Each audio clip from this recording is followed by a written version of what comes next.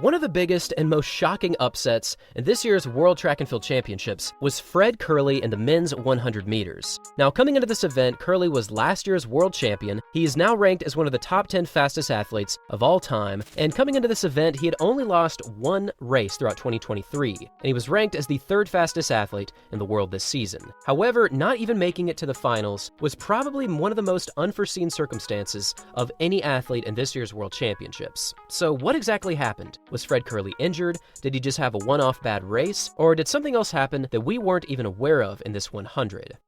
After Fred Kerley's semifinals, where he ran a time of 10.02 to finish in third place in his semifinals, he did an interview with Lewis Johnson, where he said that he didn't have any issues, he's been feeling good, but he just messed up. That's the only reason that he wasn't able to make it into the finals.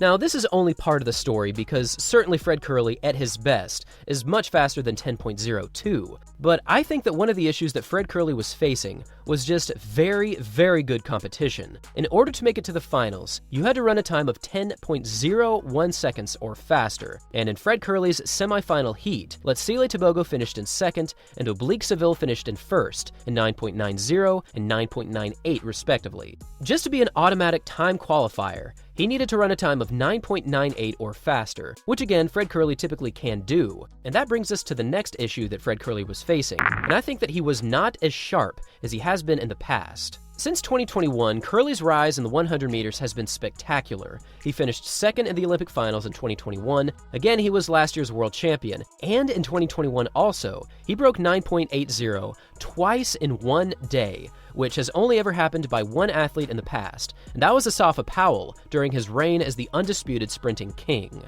In a press conference just days before this event, Kerley stated that if Noah Lyles were to run a time of 9.65, that Kerley would be there to run even faster. And sadly, this confidence just did not fulfill itself on the stage, because Kerley running a 10.02 was just so surprising that I'm still somewhat in shock that it even happened.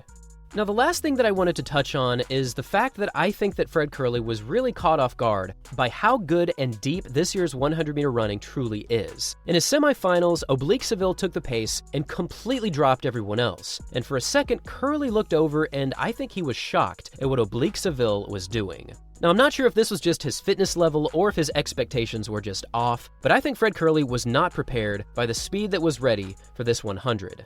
If Kerley really is in the fitness that he says he is in, I think that he should be able to run well under 9.8 at this point of the season. He's proven that kind of form in the past, and I still think that he should have made it to the final. But I think this might have been a slight overconfidence issue. But beyond the performance itself, Kerley had to deal with what I think was one of the worst post-race interviews of all time. In the post-race interview, Lewis Johnson was dissecting and picking apart Fred Kerley's race, and it's pretty obvious that Fred Kerley did not want to be there. And after not giving any excuses, and honestly giving a very straightforward answer that he just didn't perform like he wanted, Fred Kerley dropped the F-bomb, and he pretty much ended the interview right there. Now, this is interesting because just a few weeks before this World Championships, Fred Kerley picked up two very big sponsors, and these are Tag Heuer watches and Oakley glasses. And if you're looking to get your hands on either one of these products, you'll probably need to drop thousands upon thousands of dollars. Now, I'm sure that both products expected Fred Kerley to not only make it to the finals, but to likely make it to the podium.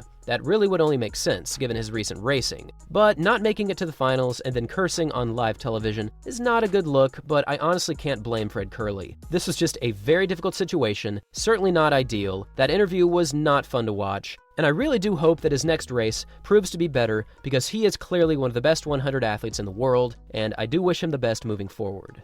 Thanks for watching, everyone, and as always, until next time.